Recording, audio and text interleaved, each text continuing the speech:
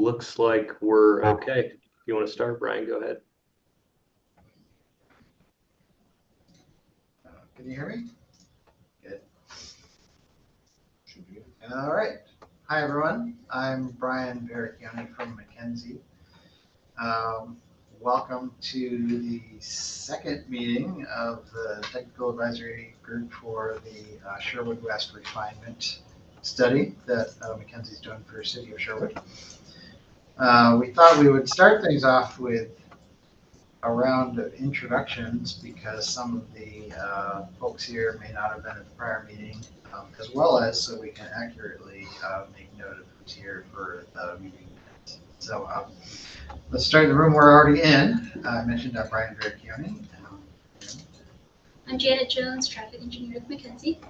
Gabriella Frask, land use planner and the project principal. And Brent Nielsen, civil engineer. Great. Eric, let's kick it over to the city next, and then you can nominate someone else to talk. Yeah, Eric Rutledge, Community Development Director with the city. Bruce? Bruce Coleman, Economic Development Manager with the city. Looks like we have Jason Waters as well. Oh, yeah. Good. He's on mute.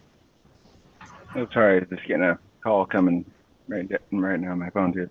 Jason Waters, City Engineer with the City of Sherwood. Thank you. Great. Let's see here. We've got ODOT next. Hey there, Glenn Boland, Principal Planner with ODOT Region 1. Hi, Glenn. And let's head over to CWS. Hey everybody, Chris Faulkner, Planner with CWS. See Glenn from Metro. Hi everybody, Glenn from Metro. Washington County. Hello and good afternoon. This is CJ Doxey with Washington County.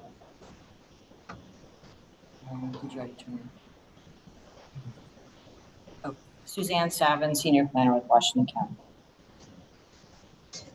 So, and Preston, I'm sorry, I don't know who you're with.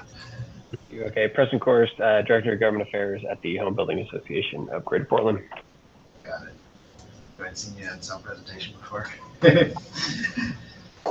Okay, is there anyone else that didn't get to say hello?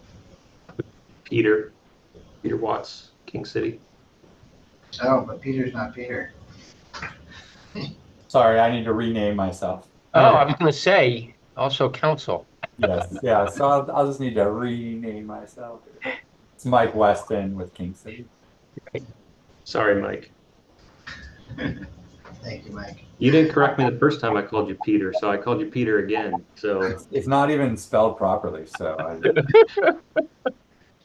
off to a good start, right? All right, well, we sent out an agenda, so I'm going to put that on screen here.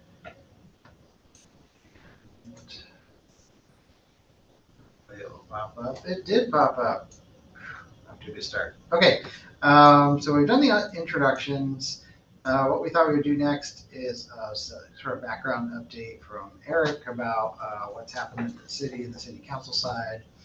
I'll do a project recap, which is kind of like what are we doing and where do we stand, and I'll share with you a bunch of drawings that we shared in December, but since that was almost 2 months ago, it's probably worth a refresher.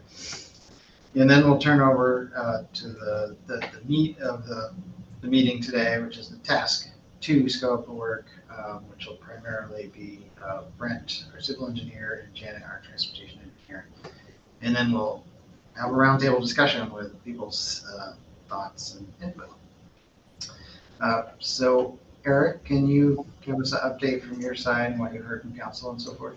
yeah, I don't think I need 10 minutes, but so we held numerous work sessions with our city council. The purpose of those work sessions was to figure out after we had an accepted concept plan whether or not we actually wanted to submit an application to Metro for an urban growth boundary expansion based on the concept plan. And if we did, should it include the entire area or just part of the Sherwood West concept plan area? So They did provide direction to apply for for an expansion, and they provided direction to include the entire area in the application. So staff is really busy right now, basically putting together the full application for the full planning area. That application is due on April 5th. So it's coming up here pretty quick. We're getting letters of support from a lot of your agencies, Washington County, CWS. I probably need to talk to you, Preston, about a letter of support. And yeah, we're just kind of putting all the final touches on the application. We'll do a IGA with Washington County for transportation, working on that as well. And then, of course, the sort of big piece of what we're all here for is we're doing a refinement to the concept plan, mainly for the North District. But we're also taking a look at the cost estimates and revenues for the entire planning area. We think we can get more accuracy in the costs and revenues and really get a clearer picture for the public of what the regional public infrastructure is going to look like. So yeah, that's kind of where we're at. We're just kind of full steam ahead to April 5th and getting the full application in. So we will, after this meeting is finished, Mackenzie's going to work really quickly to put together the refinement memo, and then we'll take it to our city council in March, get them to bless it, and then we'll come to Washington County and get an IGA and a letter of support from Washington County. And then we'll apply to Metro. The other thing that we're tracking really closely is just Metro's urban growth management decision process. And they have various committees there, technical advisory committee. I think it's called a stakeholders roundtable group. So we're tracking all of that, providing comment, and trying to read the tea leaves, if you will, about how our ask is going to fit into the regional need. And I think that's still to be determined. So Metro, my understanding is we'll start to get an idea of what things are looking like for an urban growth management decision sometime in the summer or late summer. Things will start to be fleshed out a little bit. And then in the fall is really where things will start to happen with their Metro board and COO, et cetera. So that's kind of a high level summary of where we're at, and just appreciate everyone's support and input to this point. Thanks, Eric. Appreciate the background. I guess the bad news for you is we're sending you more than a memo. It's going to be a report. So you'll have a few pages to read through. But, bring it on.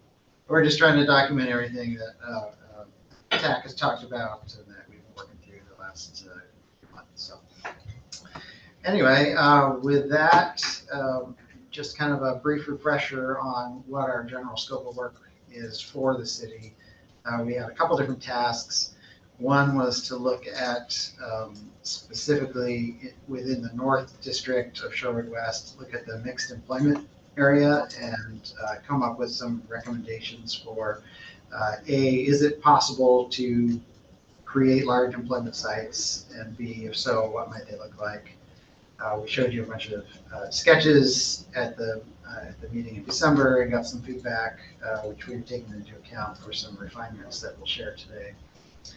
And then the second piece had to do with creating some up-to-date cost estimates for infrastructure costs, so public water, sanitary sewer, and storm drainage, as well as transportation improvements.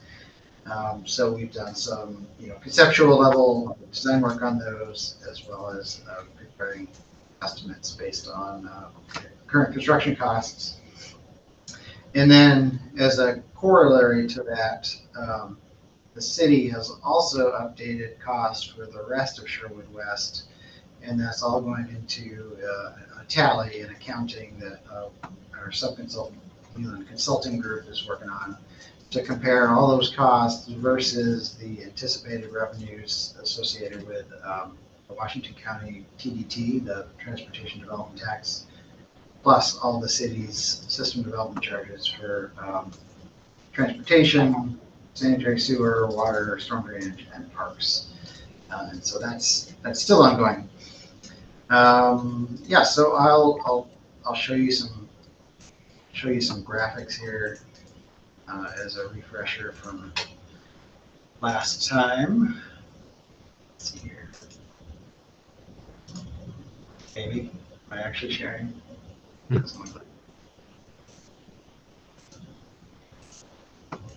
I am not. One more button will do. There you go. Almost. There. Thanks.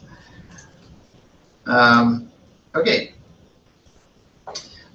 So first up, just to orient everyone, this is a map that shows the existing city limits in the pale green, and then the Sherwood West urban reserve area has kind of got the purple outline just immediately to the west of City of Sherwood. And then the North District, which we're focusing on, is the orange blob at the top there.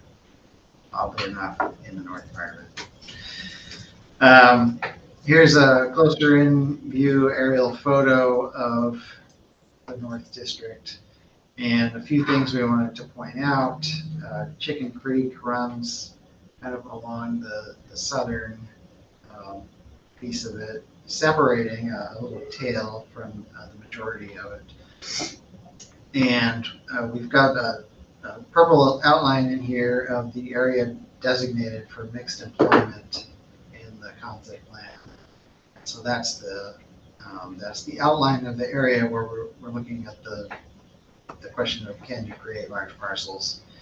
And then this diagonal stripe through here, that's the general corridor that the electrical transmission lines go from Bonneville Power Administration.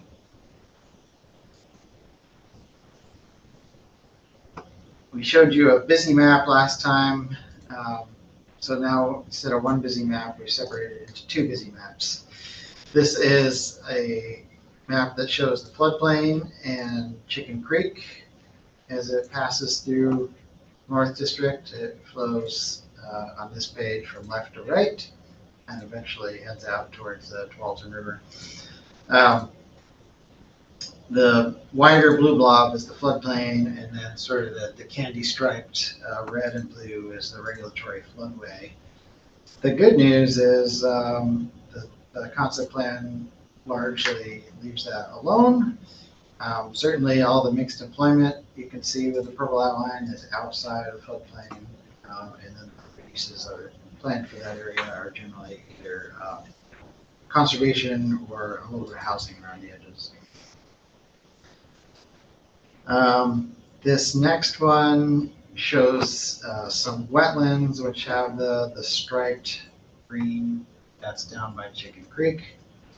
And then all the other colors are various flavors of metros designated Title 13 habitat. Again, referring to the purple outline for the mixed employment, you'll notice that most of the habitat area is outside the mixed employment area, with the exception of some of this upland wildlife habitat class B. We talked about at the last meeting that some of this area used to have trees, kind of this northern piece, and those trees have been removed. So that is ripe for amending the Title 13 boundaries in the future through a further study.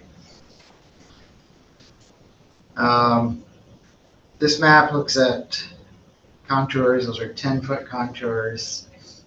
And the pink is areas with slope of 10 to 15%. Sorry, 10% to 25%. And the red is slope over 25%. Now, pretty much all of those are not conducive to large-scale industrial development. So fortunately, most of the mixed employment area doesn't have any of that. There is a bit of steeper slope kind of in the northwestern corner of the North District. And you can see kind of a valley coming down here where there's a few pockets that are steeper, but fortunately not super large areas. And then here's the concept plan designations for different land uses that was in the 2023 report. The purple is the mixed employment. The dark green is an area that was planned for a community park. The light green is, the conservation areas I mentioned for the Title 13 habitat, and then the yellows and oranges are planned for housing. Like I mentioned earlier, those kind of avoid the floodplain, which largely parallels Chicken Creek. And let's see, oh yeah, I've got a couple more. We looked at ownership. This is a little bit harder to see. Oops. There we go. A little harder to see at this scale, but basically the area is somewhat parcelized. There's a few contiguous common ownerships. There's 3 lots in this area under the same owner. There's a couple here that I'm guessing are related because they both have the word Adams in them, and there's a few others on the west side with similar naming conventions where they might be under the same control. And that's handy for future development because an employer or a developer could come in and buy multiple parcels at once from a single owner. And then finally, this is a bit updated since what you saw last time, but here's a map that summarizes a survey that was mailed out to property owners. Are you interested in developing for mixed employment? What do you think? And so the gray means they never responded to the city, but such is life. The red were people that said, no thanks, not really interested in that right now. There were, the yellow was interested in developing for employment. The tan said they're interested in selling or developing, but for housing, even though that's not currently what's shown in the plan. And the green was interested in developing or selling for employment development. Then there's a couple parcels down here at the south end you can see that were interested in for residential purposes. There's the orange one, and the red one said no thank you. So that was the result of that survey. We kind of talked it over with the city, and I think we mentioned at the TAC meeting last time that if somebody says they're not interested, it doesn't mean that we ignore that site, because over the span of many years, opinions may change or ownership may change, but it likely means that those property owners wouldn't be the first ones in line to sell their property to developers. So we're fortunate that we don't see a whole map full of red. All right, so that was the background info from the last TAC meeting. You may recall we shared some sketches with different layouts of how large lots could be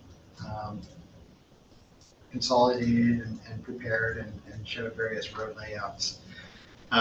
What we took from that discussion and from some additional input the city got, for instance, from some real estate brokers, was creating options that have a lot of flexibility, key to the city's long-term vision here. So what we've tried to come up with, and I'll share with you in just a minute, is a couple different ideas for how flexibility could be created. What do we mean by that? Well, it means that we're going to show some large parcels that are maybe groupings of smaller parcels, but it doesn't mean that development has to happen that way. It may happen in a more piecemeal, organic pattern where it can come in bits and pieces, but you still are working towards the common whole here.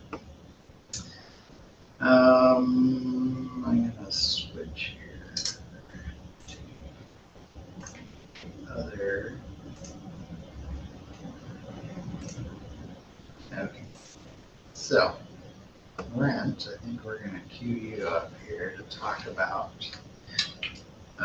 scenario A, road layouts, and just as a little context, we're not asking the committee today to like pick scenario A or pick scenario B. We're basically displaying these just to show a range of options that could occur depending on future study and refinement during comprehensive planning. But this kind of helps like bookend a couple different ways to create large parcels and have an efficient transportation and utility network.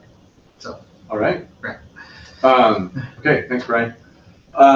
So scenario A, and I guess we'll see this on both scenarios. The goals we're looking for are really provide some east-west movement through this North District to complement the existing north-south arterials of Elwert and Roy Rogers. Apologize, Jen, if I got the classification wrong on Elwert there, but we already have this network going north-south. We're kind of bookended by Sherwood on the north and Edie on the south. So we want to make some better east-west connection around the sites. Scenario A here tries to create a northern collector road that ties into Roy Rogers pretty close to the BPA transmission, and it kind of makes a northern boundary of what's mapped as the Title 13 area. It kind of aligns with what we saw as the edge of where those trees have been cut down. So it kind of creates a northern third, for example. And then the southern main connector would extend Conzelman from Elwert over to Roy Rogers. It kind of follows the steeper edge of the slopes and some of the other sensitive lands areas, and then curves upward to avoid Chicken Creek as it gets closer to Roy Rogers.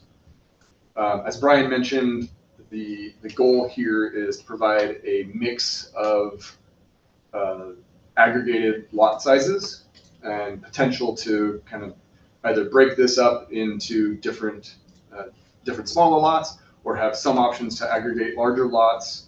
The BPA transmission causes some consternation because in this scenario we end up with kind of two triangular lots, which isn't the most efficient for industrial development.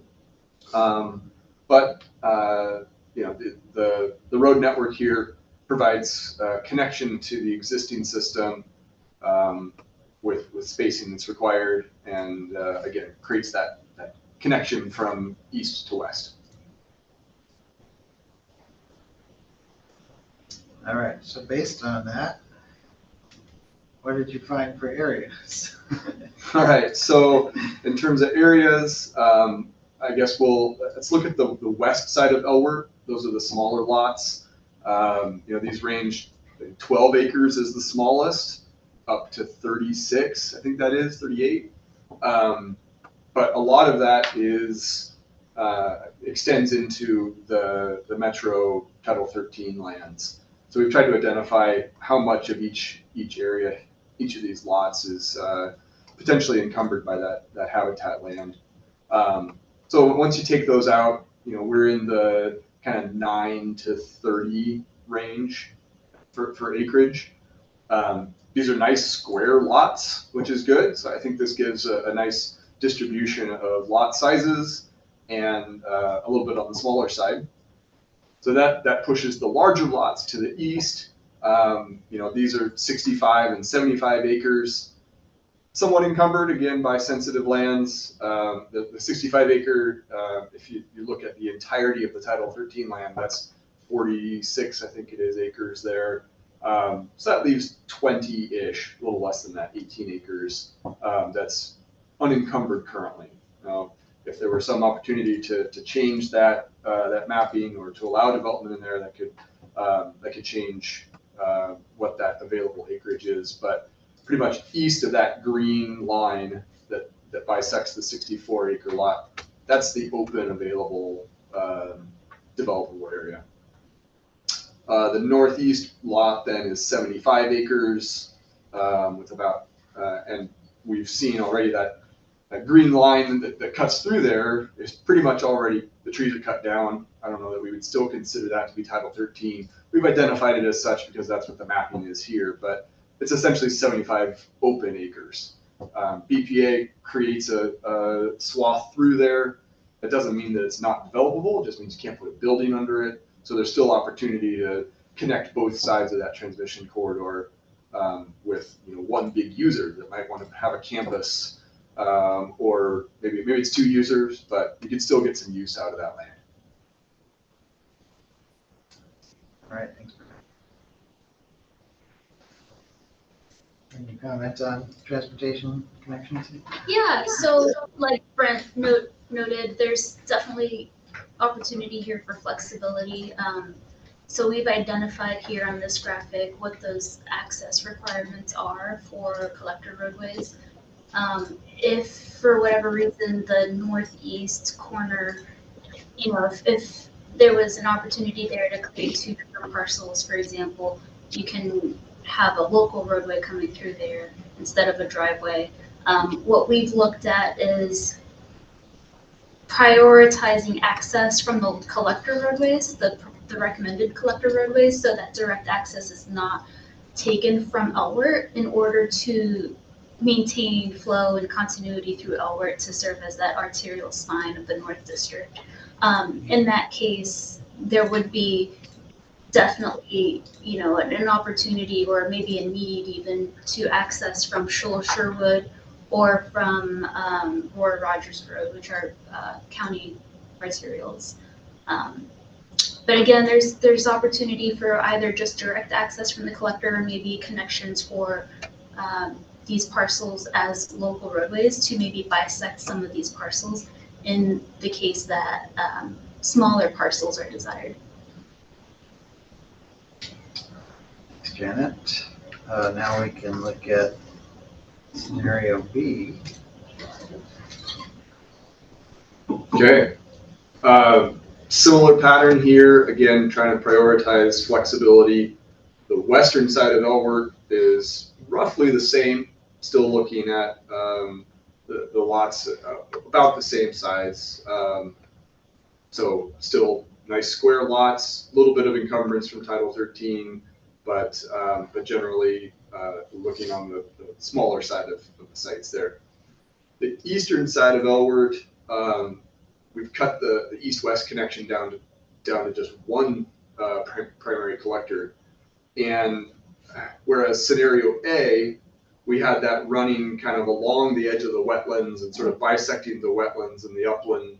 This one, we're trying to say, well, let's keep that consolidated, and we'll put the collector road at the north edge of where we know those trees are cut down, but still keep it to the boundary of the developable land. And so still get that east-west connection, a little more consolidated, but it also allows us to open up a little bit more area for that northern lot because we've shifted it south a little bit further. When we look at acreages, I'm going to focus on the east half. That northern lot went from about 75 acres, now it's about 95 acres. Again, still fairly unencumbered by both Title 13, but we also have the transmission corridor still there. There's potentially some new opportunity to look at this instead of a lot that's bisected by this diagonal. Maybe there's 2 lots and they're sort of rotated, and you can kind of visualize maybe a little bit more rectangular shaped development parallel to the transmission corridor. So there's a little different opportunity there. The lot to the south went from 65 to 54. So most of that then is encumbered by the Title 13 lands. And so that may be an opportunity there if we wanted to pursue changing that regulation or that mapping. That might be able to open stuff up. But as it sits right now, it's kind of less of a industrial or employment land focus south of the new road. And you've also sketched in the cul-de-sac there that would serve residential correct properties. And I guess we didn't mention at the very southern end of both of these, we're showing the tail end of Elward starting to peel away from its existing alignment. That would extend down to ED into the southern district. Yep.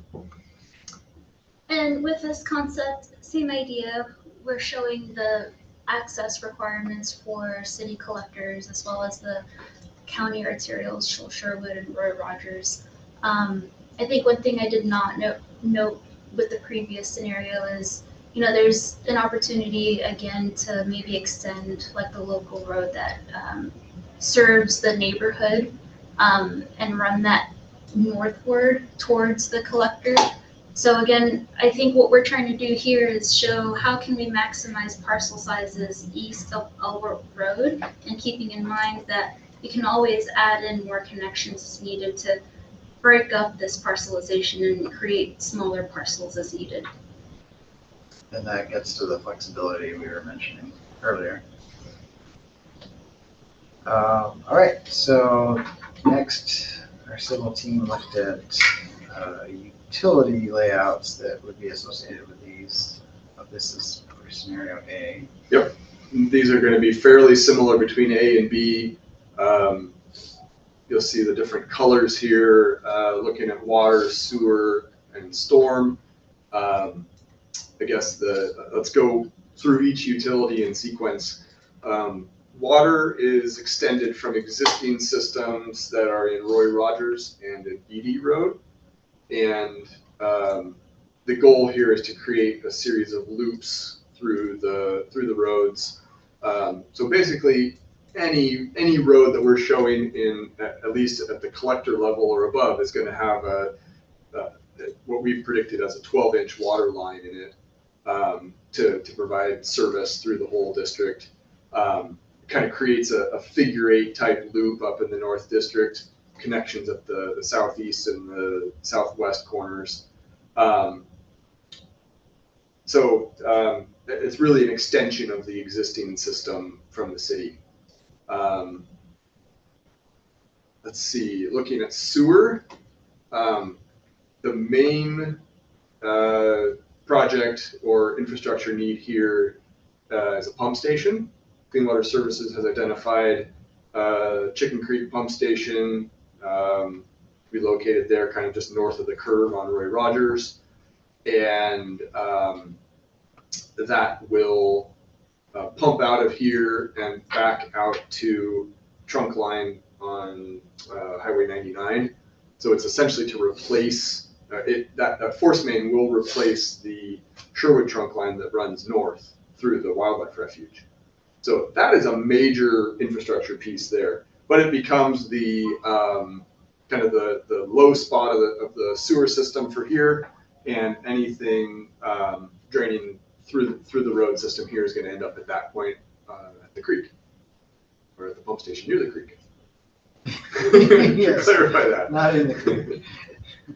And then storm. We're conceptually laying out here, again, the road network is the primary backbone for the storm drainage piping, and then we're trying to locate some strategic locations for storm ponds. The concept would be that you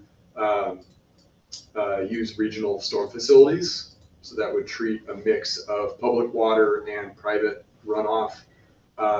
So that you can get efficient use of the land. You can kind of predict where those storm systems are going to go, and you're not trying to add extra right of way just to treat the roads, and then you have ponds that are next to those that are private. And so essentially the site kind of splits north and south. North of what we're showing here is the collector road, ends up kind of draining out the north side out to Chicken Creek. South of that, it would drain into the section of Chicken Creek that's kind of bisects the North District here. So there's opportunities here to drain out to the existing systems. Thanks, Brad. So that was all that was in the graphics, but since that time, we've also done a similar layout for scenario B. Yep, a very similar layout, again, following the road networks for the utilities. Essentially most of these facilities are in the same locations, just aligned to a different road network. So I don't know if we need to go through a whole lot of description there. I don't think there's not a lot of change. The pump station and water is still kind of the critical elements. Yeah, exactly. All right, so we took all that and then we did some cost estimating. Just real big picture, scenario A had more roads and more pipes than scenario B, which meant that we only priced scenario A because that's the more expensive one. I don't know that we need to walk through the whole table, but what we can at least try to explain is that the civil team calculated sizes and lengths of pipes for water, sanitary, and storm drainage. Our transportation team identified all the needed transportation improvements, whether they're new roads or widening. And these add up to some pretty healthy numbers. 33.5 million for transportation, 11 million for storm, 18 for sanitary, and nearly 11 for water. To clarify that the sanitary there in particular is a big number because of those critical elements in the pump station, the force main. Those are there to serve more than just the North District. And so there could be potential cost sharings with other study areas, other projects, Clean Water Services, other agencies that might be able to contribute funds for those projects in particular. The rest of the pipelines and stuff are generally serving only these lots and this study area. Thanks, Brent. And then our final number crunching exercise was for the regional trails. This is an excerpt from the 2023 concept plan that shows trails. The dashed lines are local ones that the city didn't ask us to price because those will kind of come with development. But the solid lines are the regional trails. So we quantify the length of that, not just for North District, but for the entirety of Sherwood West. And then we estimated the construction costs for those, which are also sizable, partially because there's a lot of length. I mean, we're talking nearly 4 miles of trail, so that adds up. And there's a bridge, and some of it's kind of in or near wetlands, so that's we're envisioning that as more of a boardwalk and not so much a paved trail or anything. So, yeah, nearly $9 million for the regional. Okay, we've talked a lot at you. Now we're going to ask for you to talk back at us. Bruce, I see your hand up. Oh, I really enjoyed hearing. Can you hear me? Yes. Yes. Really enjoying hearing this presentation. Just a few thoughts from my perspective in economic development, and I want to think about it some more. But I think scenario B or alternative B or whatever we're calling it seems like it creates more flexibility, and maybe some lesser costs in terms of roads or whatever. I mean, I want to think about that some more, but that's my immediate reaction. I really like the idea of these opportunity for the larger lots on the east, because should there be an opportunity for some kind of a larger campus, this could be the place for that. I'm not talking about a larger campus like Columbus, Ohio is doing with Intel. I'm talking about something that meets the scale of this region to grow advanced manufacturing and technology related manufacturing. And I really also love the idea that we could create smaller lots and smaller projects on the west side of Elwood. I mean, I think that I've seen some work that Metro is doing, I guess, very initially looking at the need for smaller lots and smaller projects. So I could see that some of that being, maybe over time, creating some incubation space for, a variety of companies. The bigger companies could be accommodated anywhere, in larger projects on the east side, and it could be 60,000 square foot users, 80,000, 200,000 square foot users, whatever, in planned parks on the east side of Elwood, and in parts of the west, it could create opportunities for smaller entrepreneurial companies, whether they're for new ideas and new entrepreneurship to grow within the Portland region. That's sort of a comment. I do have a question because I don't know if there's been any conversations with PGE, Northwest Natural, or well, let me start with that. And then I'm thinking if we're looking at opportunities for, now this is two questions really, PGE and Northwest Natural, but also making sure that we're going to have the infrastructure technology, the technology infrastructure needed for, let me call it a technology park. So I just wondered if that's part of the analysis.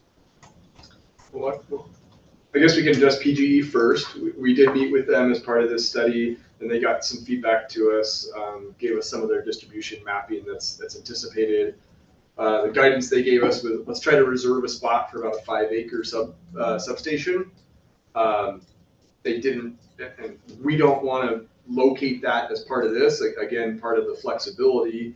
But I think whether you take one of the smaller lots and you almost dedicate it to a substation, or you carve out a corner of one of the larger lots, there's definitely opportunity here to locate a substation of that size in this area.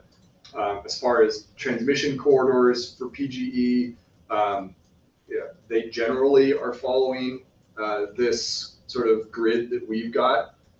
We didn't feel the need to overlay the two necessarily, but at first glance, it felt like, hey, they're kind of following the same arterials, and it looks like their plan roughly aligns with what's suggested of either one of these scenarios.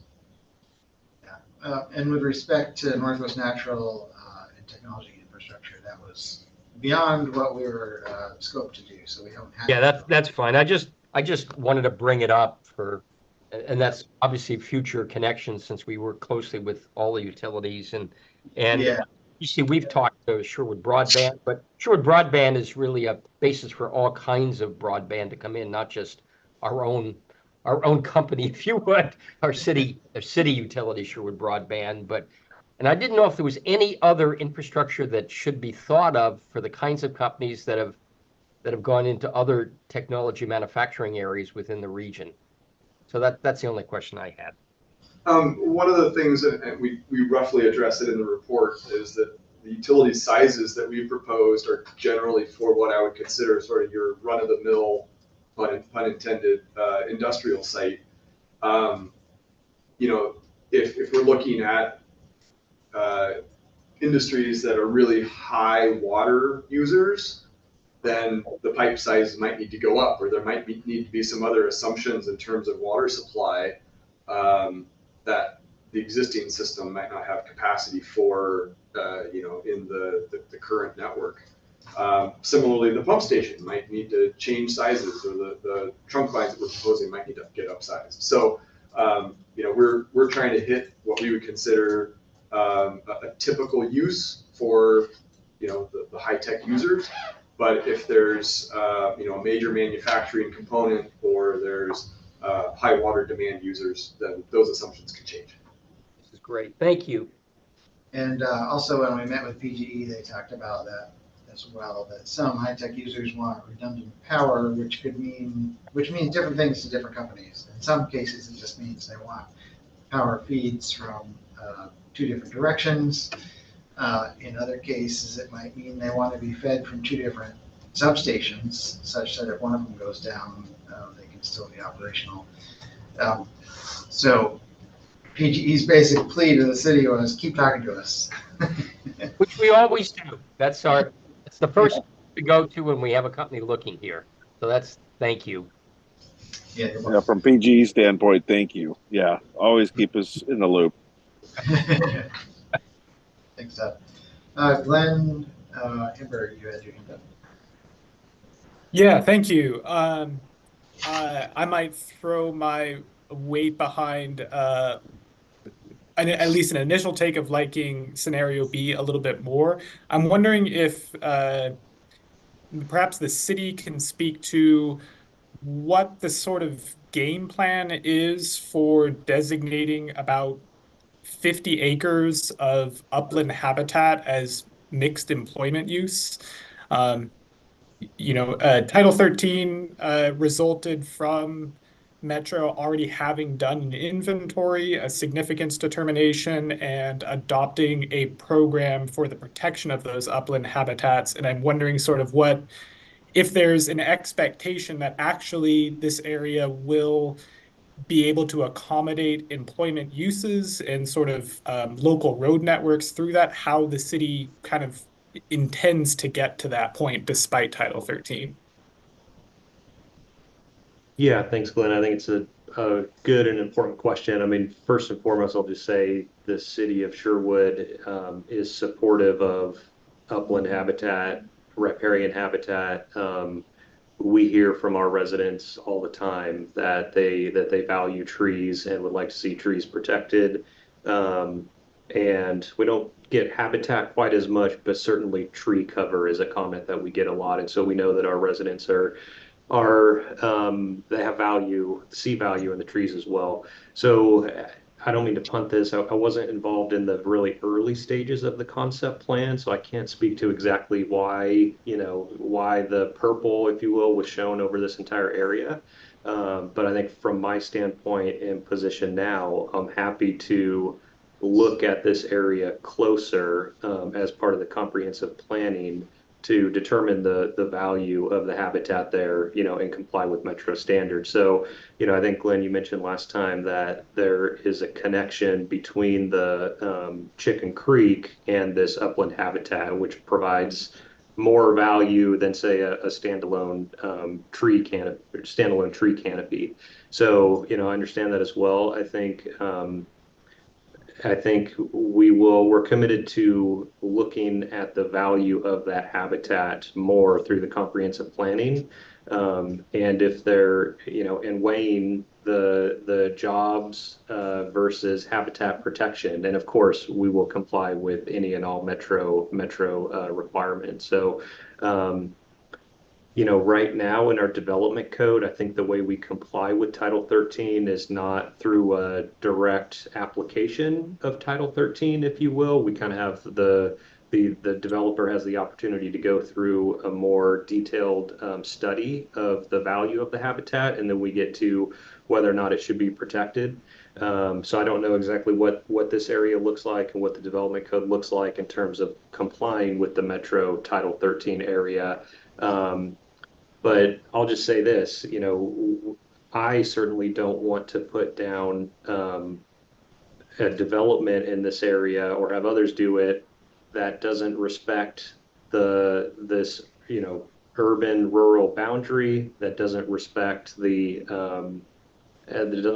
trees and the habitat that's there. So I think we want to get a really high quality mixed employment zone that employees are like happy to go to, and perhaps they can go on walks and do an exercise after work, all that sort of stuff. I think all jobs and no trees is an approach, but I don't think it's really the Oregon way. And so I think we need to look at it more and see what value is there, and then really try and get a high quality mixed employment zone that takes into consideration habitat and trees with jobs as well.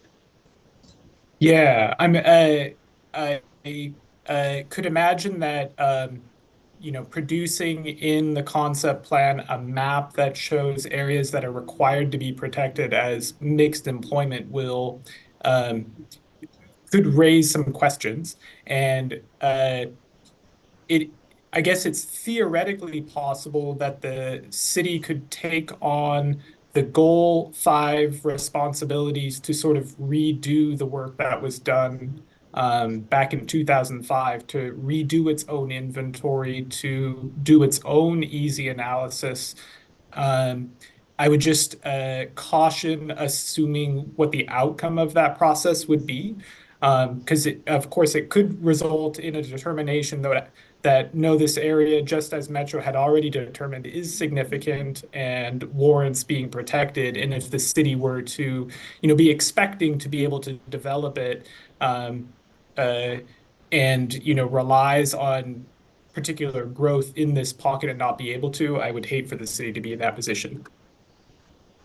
And I just liked that the creativity that came into scenario B by having a road go around it. And I agree with this sort of assumption that, well, the Title 13 map itself won't be changed. The city's upland habitat protections might speak to the preservation of trees in designated upland habitat spaces. And if the trees aren't there, then there isn't necessarily a regulatory hurdle for it. So I guess I feel like the areas that have already had tree removal occur aren't so much of a concern. But yeah, those are my thoughts. Thank you. Thanks, Glenn. And CJ, you have some comments? All right, CJ with Washington County. First of all, thank you for the presentation and the information on this. I appreciate the detail and thought that went into this. Kind of piggybacking off of some of the conversation that Glenn raised around Title 13, just as an FYI to raise awareness, the Washington County is currently updating its significant natural resources and how that gets regulated. And until this becomes inside the city boundary, it's likely that we will have in place new regulations for natural resources in place. So just something to pay attention to as this transitions from county to city jurisdiction. Unfortunately, I think it's a bit early in the process for significant natural resources to say what exactly that's going to look like. I just know that I'm not the person who's probably best to speak to that, but it is forthcoming. So something to keep in mind. As far as the differences between scenarios, I think there's a little bit of ambivalence on my part. The only thing that I would suggest that you pay attention to as you're designing these, from my perspective at least, with the transportation focus, is Elwert, Shoal Sherwood, and Roy Rogers are all arterials under county jurisdiction. And arterials, our standards require them to only really be connected to collectors, which I see you have a new collector going east-west kind of midway through there, but there are new neighborhood roads shown connecting to Elwert, which we would not support unless they were a collector item. Recognizing that our access spacing standards are more or less met here. I mean, you can still maintain those roads, just not as a neighborhood route or as a collector. So semantic a detail, I know. And then the other thing is we really encourage access to sites be taken from collectors and not from materials. So in a couple of both scenarios, you show site access coming from Shoals, Sherwood Road. I recognize that with the BPA transmission line, site access in that northeast corner was going to be tricky, just in general, unless it is taken from an arterial. I recognize that.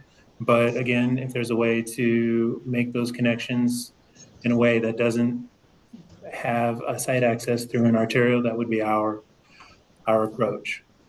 And one last thing too, in terms of transportation costs, appreciate the estimates for those improvements. I shared that with some folks in here, and they shared with me that those costs seem a little low from recent experience that we have at the county. For road widenings, we're seeing at about 2,000 per linear foot, which is a big jump. And for intersection improvements, we're seeing at about 1.5 million per intersection. So just some things to keep in mind and share. I'll leave it at that. No real questions. Thanks, CJ. That's very helpful. We want to make sure that the numbers, correspond as best as we can tell with the crystal ball. All right, Glenn, Owen. Hey, thank you. CJ, I'm jealous you can build an intersection for $1.5 million. That's what it seems to cost us to do a rapid flash beacon nowadays. Hey, from a NODA standpoint, I think, as you can imagine, our thing is we don't want, overloaded, not smart traffic hitting down 9AW and being an issue there. In that mind, I think that what you're trying to accomplish with this industrial land is the vision that you've outlined in your EOA, which is, some real base employment and good family wage jobs. With that target, I think that works well. I think with that target, I haven't seen what the development code might look like, but I would be strategic and careful. I've heard the word flexibility several times. That also leads to bad outcomes. I can point to places like Western Avenue and Beaverton where that flexibility has led to, dance classes next to the metal fab guys, and they're afraid to back their trailers out because they've got excited kids running through the parking lots, right? That flexibility is great for that REIT that wants to rent property no matter what the market is. But, because these real, the price per foot, rent per foot per month for real industrial is not usually as high as that general commercial kind of stuff. So I know in your existing industrial codes, you allow things like recreation to some scale, not big, but that could be like the shooting range you got down off Oregon Street or things like that could come in here. Where I don't think that's the employment you're looking for. So I would just advise strategically tailoring your code to the uses you want. Yeah, that's a good reminder. Picking the zone and maybe even an overlay if you need to focus it specifically on making sure you achieve the objectives you're aiming for.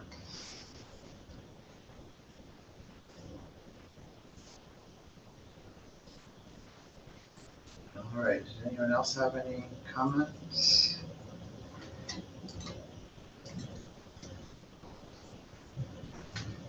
I'll just weigh in on a few things. Thank you for the presentation again. So one thing that I noticed in the property owner interest map, there was a kind of a key property. It was right on Chicken Creek that I was really happy to see that they have interest in actually selling for employment uses. I think that's definitely going to be a catalyst property there. The pump station goes in there, road improvements to the interior area, all of that sort of stuff. And I think I'll get with Bruce after this and see, because I mentioned this last time. I know that there's more interest than what is shown in that map. So let me see if I can get with Bruce and get some additional responses in from properties that we know behind the scenes are interested, but that didn't actually respond to that. So may be able to get that in quickly and include it as part of the map. Yeah, thank you, Glenn, for your comments as well. I think, Glenn Bolin, well noted on the concern about flexibility of uses. I think we really want to provide flexibility in terms of lot sizes and what an assembly or breaking up of lots, etc. But I think, it doesn't necessarily go all the way into flexibility of the specific end users. I think we have sort of a target industries, and we want to provide flexibility in terms of company size and all that sort of stuff. But Sherwood's done a pretty good job in our Tonkin employment area specifically about, frankly, keeping out commercial uses and making sure that we get the industrial uses that was intended for. I know the Metro Code, we can lean on the Metro Code often to support our development code and our decisions as well in that. So yeah, and I think those are just the few comments I had, but I appreciate what everyone else said. Yeah, looks like Bruce, maybe go ahead. I do want to emphasize we are not looking for dance studios. I know. Your EOA is very targeted. Absolutely, you're trying to do the things that are best for the community. But that's not the reason. We've got to be really careful how this area is planned. And yeah, Eric's right. It's flexibility on the lot sizes, on the kinds of buildings that go in. But if you look at what we've been able to do with our employment industrial zone, we've been really careful not to have that as a retail area. It's an area for traded sector job development. This is on the east side. And with high standards for development, I think you can see some differences between different cities, that nearby area. No more comment than that. But we're really focused on getting real quality job-focused development to occur in that area. And dancing is nice. That belongs other places.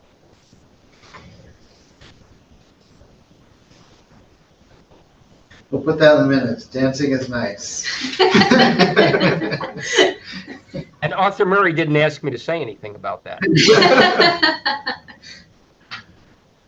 It's just always such a bummer, right? When we put this great money into infrastructure to make, quality family jobs, and then a developer from out of town comes in and sees, oh, I'm going to do this, and it just erodes the whole thing. No, I mean, there really is a lot of pressure for commercial uses in some of these even the concrete tilt ups. They like the height of the ceiling and all that sort of stuff. And it just doesn't create the jobs, the number of jobs, the type of jobs that we're going for. So I think we're going to be pretty firm on the development code.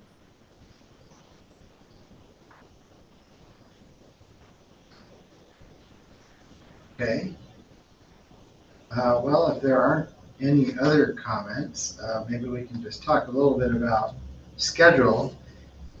Eric mentioned the April 5th Metro deadline, so in order for the city to formally submit the request to be added to the urban growth boundary. So that's about 2 months away. We are in the home stretches of our report to document all these conversations and depict them graphically. And then Eric's gonna go to many a meeting. He's got some work sessions planned with Sherwood Planning Commission and the Washington County Planning Commission and City Council, Board of Commissioners, etc. So I guess you'll be on the tour of Washington County. Right? But appreciate everyone's input. Particularly on costs and your general leaning towards scenario B, as I mentioned earlier. We weren't looking for a choice, but it's nice to get that feedback. We were just trying to encompass the range of options and step away from the road network that was pictured in the concept plan originally, because I had many more roads through there that kind of chopped up the spaces. Any parting comments from my colleagues here in the room? No. Well, I have one. So I know that the first meeting somebody mentioned the need for increased cross circulation, and one of the things we've been reviewing is how the block length standards and the access spacing requirements, and then this competing need for large parcels. Those are conflicting needs, and so.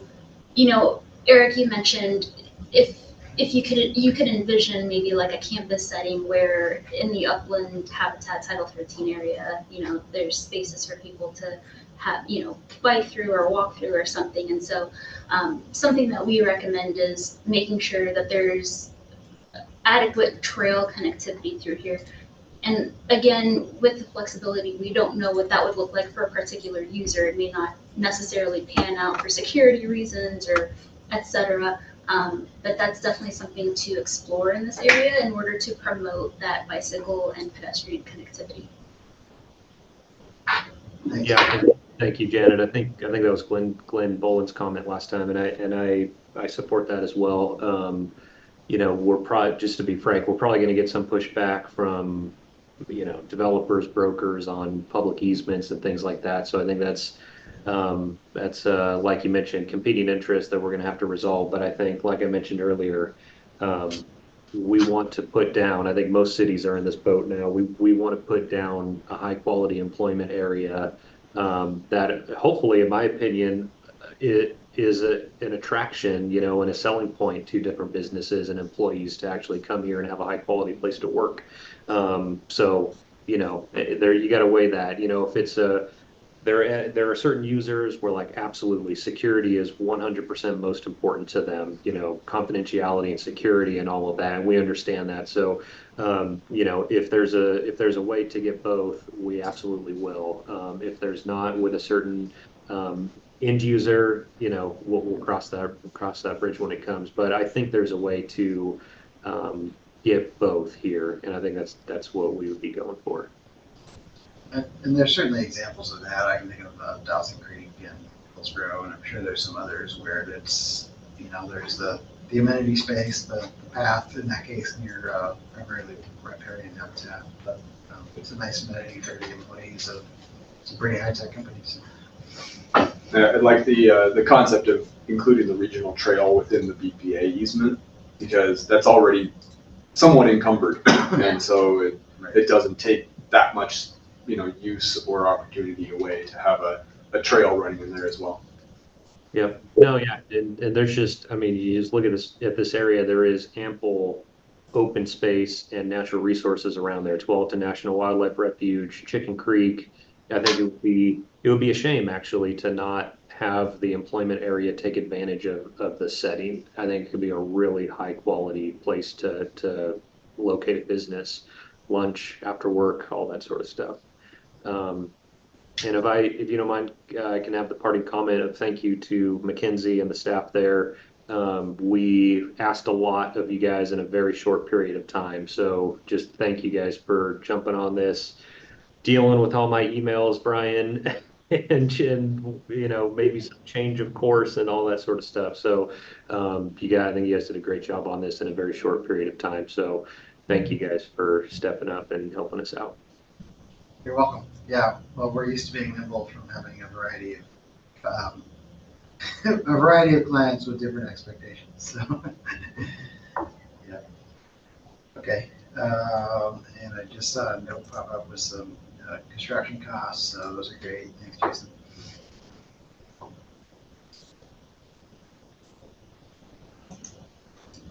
All right. Well, thank you all. Appreciate your time. I also want to thank everybody. Yeah. Thank you guys. Better community. Thank you guys. Yep.